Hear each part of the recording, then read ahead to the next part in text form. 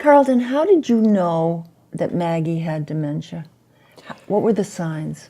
It was denial in my case for quite a long period of time.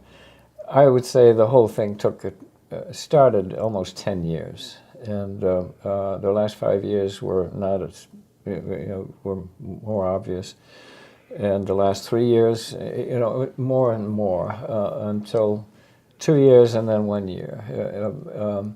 The last year being the hard year. That's exactly the way Glenn's was. Is that right? Yeah.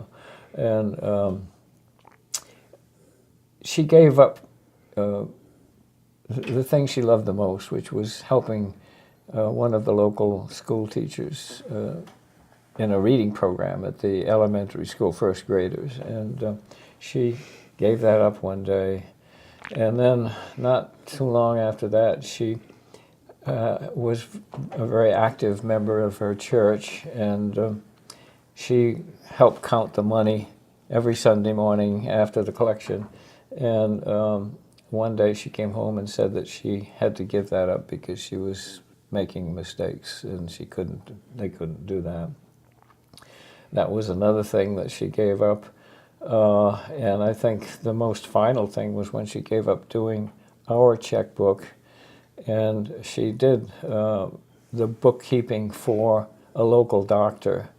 And for your business. And for our business for years, Yes. of course. But then that was before she started with Alzheimer's. We retired Right. In '92, and so she was fine then. But yeah, she gave up doing our checkbook and working for the doctor, and that's when I knew we were in trouble. And, Did you take her to a doctor? we went to a doctor, of course, and the diagnosis it's kind of interesting to me. They told me that there were all kinds of dementias, and Alzheimer's was only one of them. There are 92. 92 dementias. 92, okay, I didn't know that. And Alzheimer's was only one of them. And so she was always diagnosed with dementia.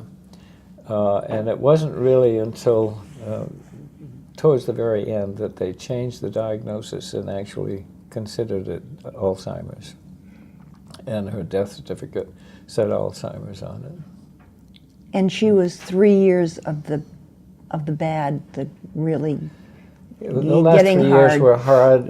The last year was very difficult because she had fallen out by the mailbox onto the road. Right. And got a brain concussion and fractured her hip, and ended up at Dartmouth Hitchcock Hospital, and then from there back to New London and to Clough Center, and there which is a nursing home connected with the hospital, and she spent 3 months there. 2 months. I'm sorry, 2 months there, and then I brought her home.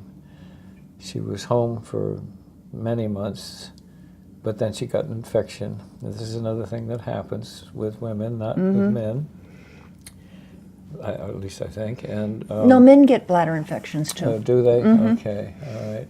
So she had to go back to the hospital for a few weeks, 2 or 3 weeks, and then at the very end she was there for 3 weeks.